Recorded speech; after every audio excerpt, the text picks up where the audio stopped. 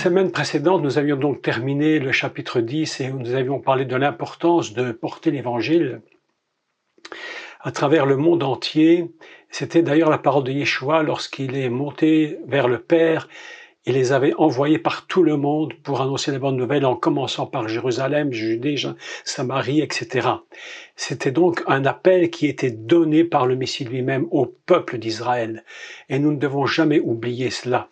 Très important, le peuple d'Israël était le premier à avoir reçu cet appel. Choisi de Dieu, nous allons expliquer ça ce soir pour le chapitre 11.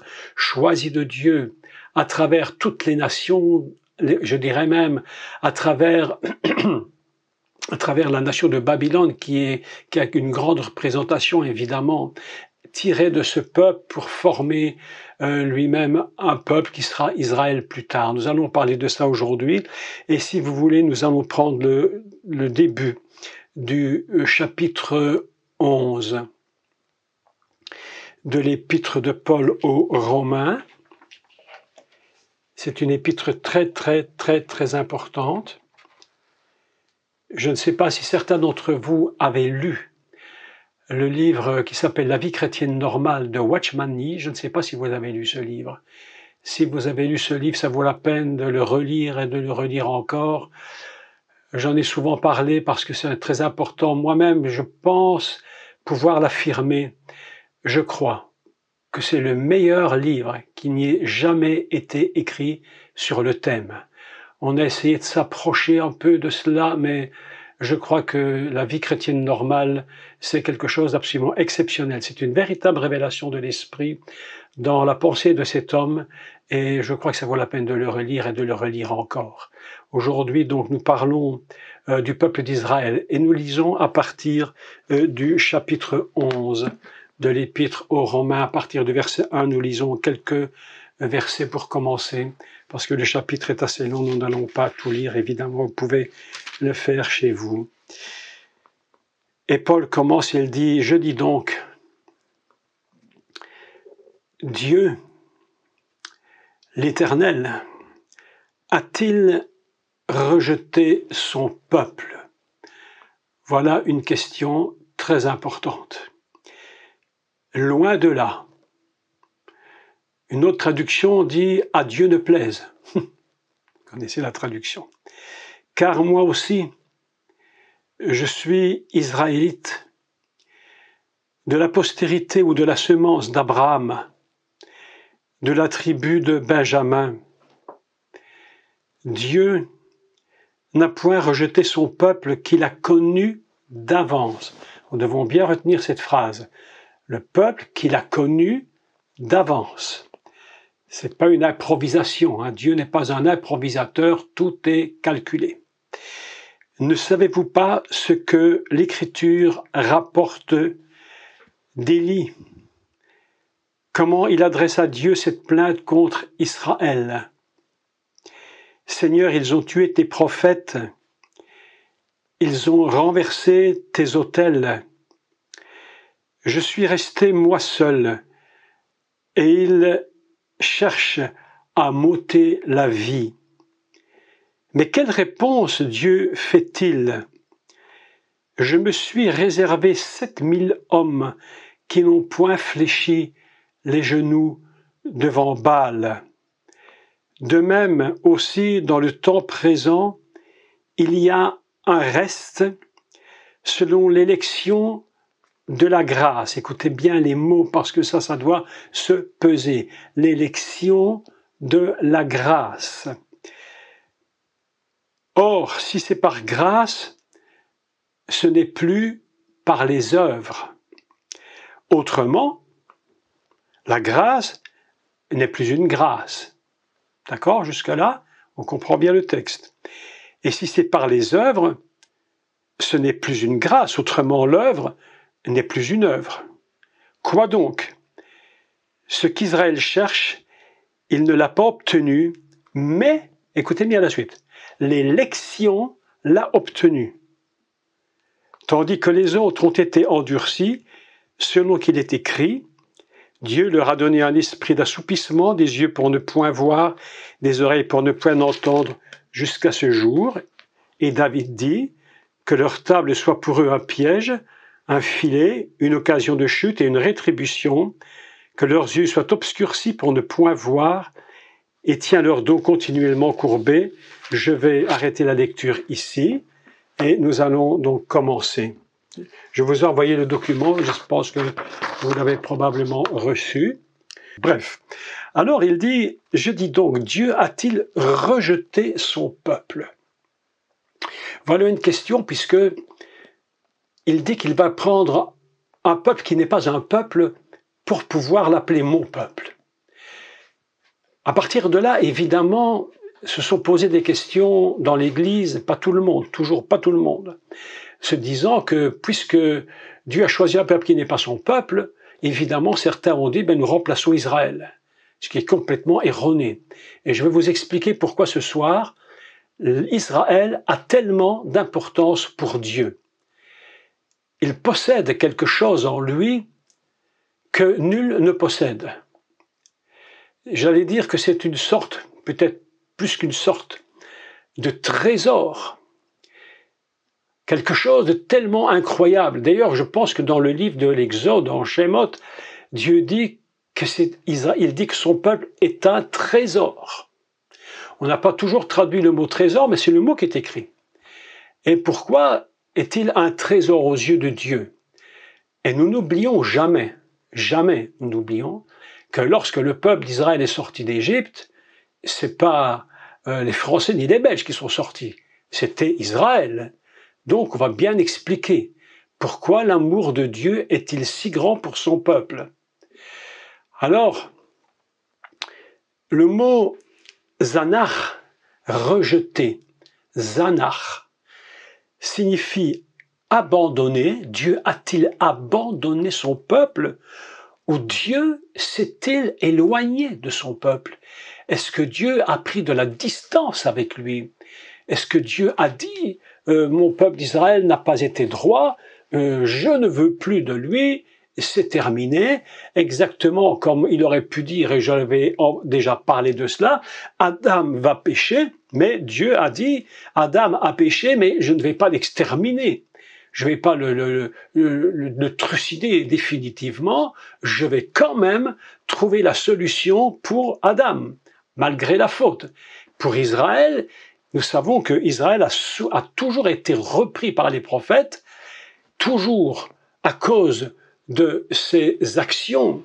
Et en Israël, à l'époque, les rois d'Israël, à part quelques-uns qui sont un peu sortis du lot, la majorité du peuple d'Israël et des rois d'Israël étaient des personnages, mais absolument insupportables, qui ont provoqué l'Éternel, qui ont mis des idoles dans toute la terre d'Israël.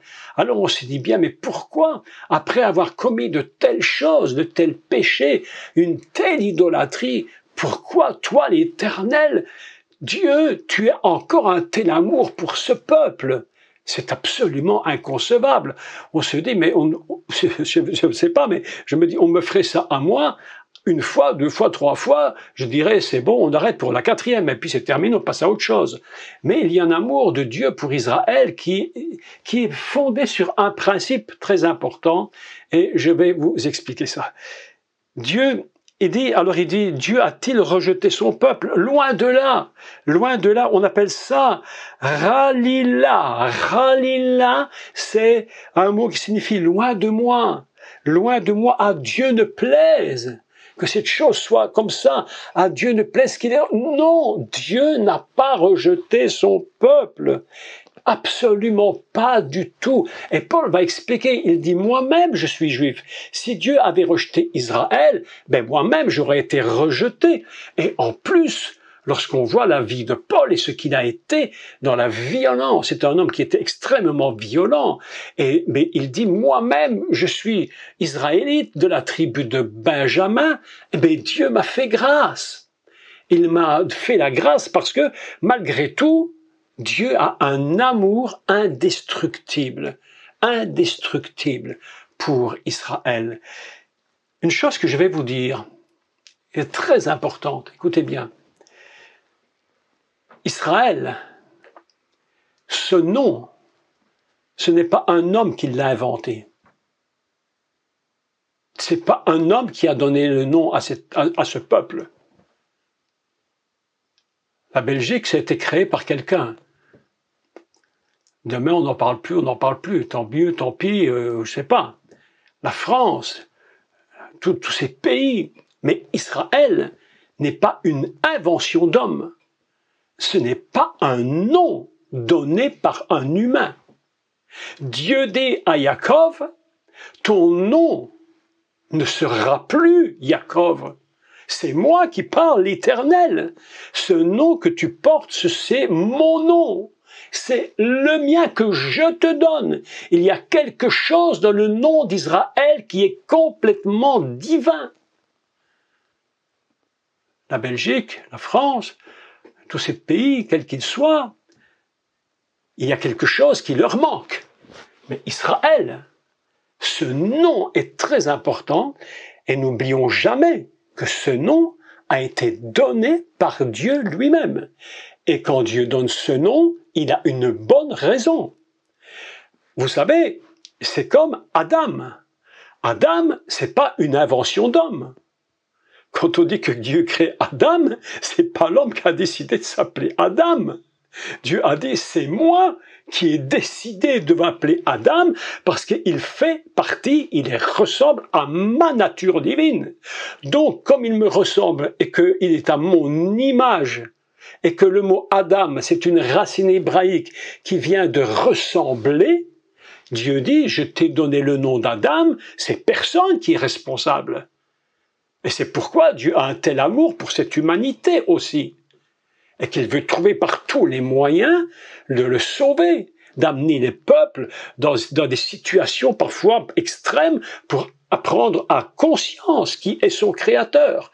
Et voilà qu'Israël, ce nom est un nom absolument mais exceptionnel. Dieu lui-même. Alors il y a plusieurs traductions. Israël, ça peut être, on peut décomposer dans Sar-El, prince de Dieu. Tu t'appelleras Israël parce que tu as combattu contre Dieu, mais malgré tout, dans ton nom, je dis qu'il y a Sar-El, le prince de Dieu. Mes amis, Dieu dit, voilà comment je t'appelle. Alors, en partant de cela, je me suis dit, mais qu'est-ce qu'Israël peut bien avoir de si important dans son nom pour que Dieu ne le rejette pas malgré tout? Et pourtant, l'histoire d'Israël est une histoire où il y a beaucoup de personnes qui se sont opposées à Dieu. Mais écoutez ceci. Alors, malgré tout, nous n'oublions jamais que le monde, le ciel, la terre ont été créés comme des miroirs. Comme des miroirs. Il y a l'Éden céleste, l'Éden terrestre. Et on se regarde en miroir. L'eau d'en haut, l'eau d'en bas, en miroir. Et quelque chose est absolument incroyable, c'est que lorsque Dieu sépare l'eau d'en haut et l'eau d'en bas, ça va permettre de traverser ce qu'on appelle la rakia, la voûte céleste, pour passer de l'un à l'autre et de se comprendre et de se refléter l'un dans l'autre. Nous avons une image absolument exceptionnelle concernant Israël qui va traverser la mer Rouge avec l'eau d'un côté et l'eau de l'autre côté et il passe à sec. Il y a comme une sorte de miroir qui se produit. Et là, il y a un secret qui se fait. Il y a l'Israël d'en haut selon le cœur de Dieu, l'Israël d'en bas selon le cœur de Dieu, mais avec toutes les complications d'Israël en bas, et ils sont reflets et miroirs. Et c'est pourquoi, lorsque nous nous regardons dans un miroir, nous nous voyons tels que nous sommes réellement, et c'est pourquoi parfois c'est compliqué de se regarder dans le miroir. Vous avez remarqué que quand on arrive à un certain âge, on cherche la ride qui vient d'apparaître. On préférait qu'elle n'y soit pas, mais elle est là. Alors, ça devient un peu ennuyeux. Et voilà qu'Israël lui-même peut se projeter dans l'Israël céleste et voir ce que Dieu attend de lui. Et l'Israël d'en haut regarde l'Israël d'en bas et regarde exactement ce qu'il est. Il y a comme une sorte de miroir qui se crée. Je voudrais expliquer ce que l'on voit dans le miroir de Dieu, dans le reflet divin concernant Israël. Et pour ce faire, j'ai décidé de calculer de 3 façons différentes le nom d'Israël. Alors, évidemment, ça va nous donner quelques idées et révélations sur ce nom incroyable, divin. J'ai donc fait un calcul numéral, c'est-à-dire de 1 à 9, 10 à 90 et 100 à 400, et puis une valeur ordinale, et puis une valeur pleine. Le mot dans sa totalité. On pourra encore aller beaucoup plus loin. J'ai arrêté là, sinon on n'en sortira plus jamais. Et je vais vous dire un peu ce que représente Israël dans son nom, dans sa réalité divine. Si je regarde le ciel, qu'est-ce que je vois? Quel est le reflet d'Israël du ciel? Eh bien, dans sa valeur numérale, il vaut 541. Israël, 541. Yud, Shin, Resh, Aleph, Lamed. Israël, 541. Et 541, c'est un texte très intéressant. C'est un mot qui signifie à mitzvot. Les mitzvot. C'est le peuple qui était choisi et qui contient en lui les lois divines. C'est de là que viennent les lois divines. Israël, sa valeur, c'est à mitzvot, les lois du ciel. Si je regarde Israël d'en haut, et si je regarde Israël d'en bas, je n'ai pas nécessairement la même vision. Mais si je regarde ce que Dieu pense d'Israël, choisi, créé, non donné à ce peuple, parce qu'il est lui-même possesseur des lois divines. D'accord? 541. Deuxième chose, en 541, il s'est écrit Ahel Yair Darkechem, qui signifie le divin éclairera votre chemin. La valeur d'Israël, c'est Dieu qui éclaire ton chemin. Et c'est, mes amis, à 2 niveaux. Il éclaire le chemin d'Israël et Israël éclaire notre chemin. C'est pourquoi sans Israël, il n'est pas possible de connaître le Dieu d'en haut, le Dieu créateur.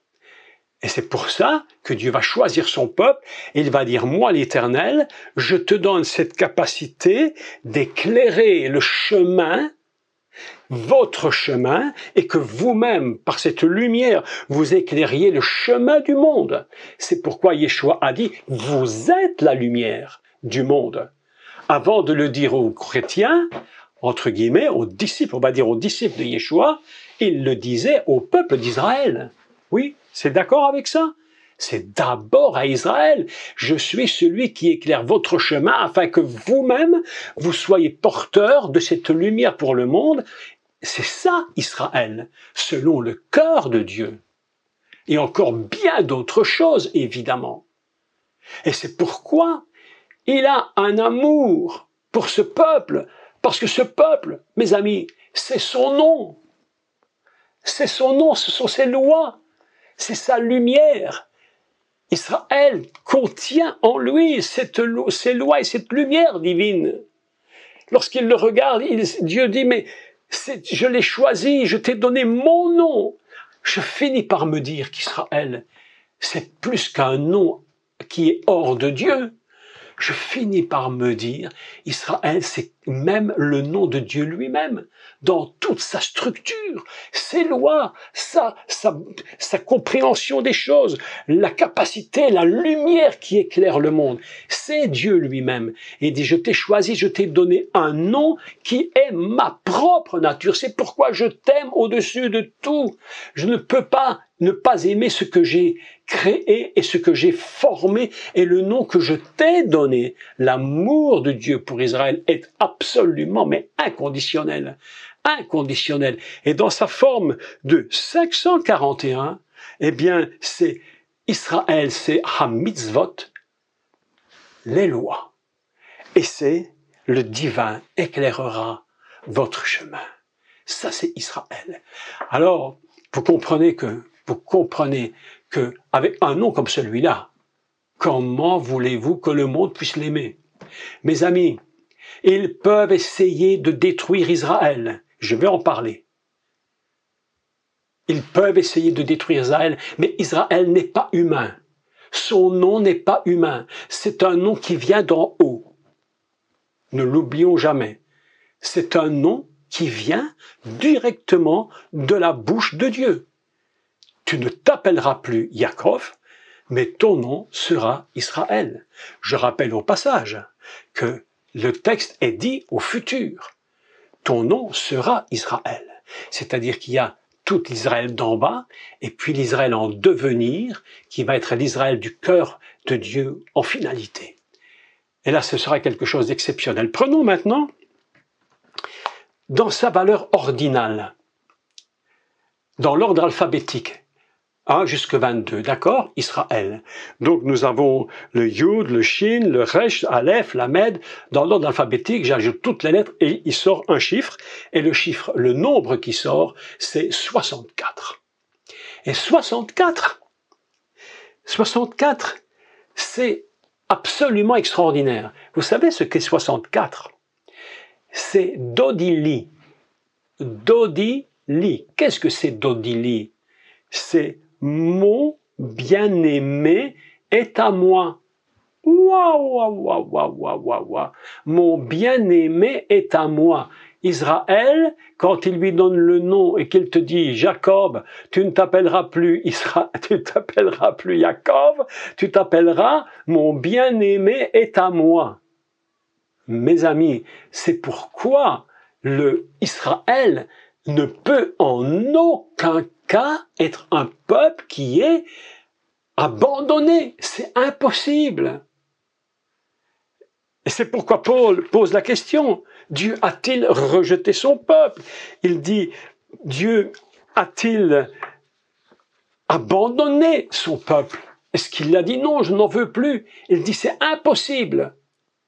Parce que Israël, c'est mon bien-aimé, m'appartient. Il est à moi. Ne touchez pas à Israël.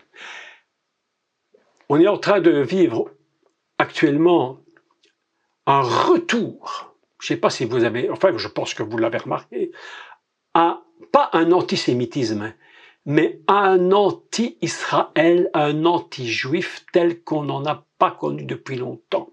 Et j'entendais tout à l'heure un très court reportage d'un des responsables principaux de l'État européen, de la communauté européenne, un des grands responsables, qui espérait, en condamnant Netanyahou, le Premier ministre, que toute l'Europe allait s'allier avec lui contre Israël. Alors, je dis, c'est même plus de l'antisémitisme, c'est de l'anti-Israël, de l'anti-juif. De l'anti-juif. Et on est en train de retourner à une Shoah incroyable. Et je vais vous expliquer pourquoi le mot Shoah est si puissant et si important. Quand on parle de Shoah, on parle toujours de la guerre 40-45. Mais je peux vous dire que de la Shoah, il y en a toujours eu, et ils essayent encore aujourd'hui de recommencer la même chose. Avec d'autres systèmes, d'autres moyens, mais le but, c'est d'éradiquer Israël. Il est d'ailleurs écrit « Détruisons l'arbre avec son fruit », vous vous souvenez du texte, et que son nom ne soit plus sur la terre, qu'il soit exterminé. C'est-à-dire que le bien-aimé doit disparaître. C'est ça le problème. Écoutez, désolé pour l'Europe, mais il ne s'appelle pas Dodili. Hein, il ne s'appelle pas Dodili. Il ne s'appelle pas mon bien-aimé. Hein, d'accord, avec toutes les magouilles, il ne s'appelle pas du tout mon bien-aimé. Mais Israël s'appelle Dodili. Mon bien-aimé, 64. 64, si vous faites un regroupement, c'est 10. C'est l'Éternel. C'est Dieu. Israël a quelque chose que les peuples ne peuvent pas supporter, mais en réalité, c'est même pas tellement les peuples, c'est l'ennemi de Dieu, c'est Satan en personne. Le grand combat contre Israël, c'est un combat de Satan contre Dieu. C'est de l'antichrist pur. 64.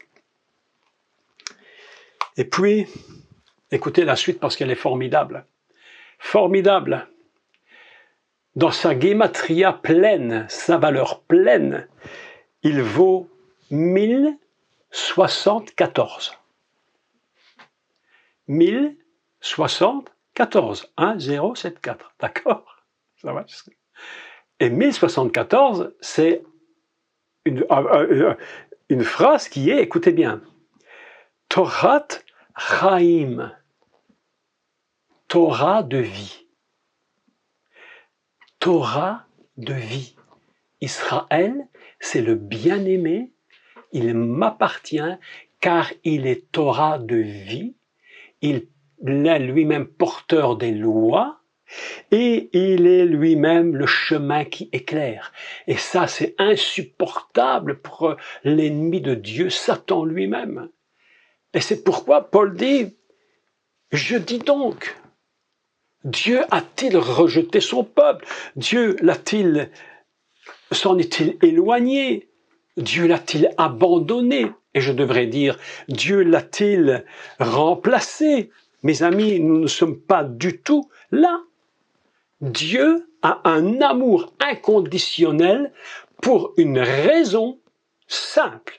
Ce nom a été donné par Dieu lui-même. Et on ne peut pas changer. On peut s'acharner contre lui, mais il est inchangeable et il est indestructible.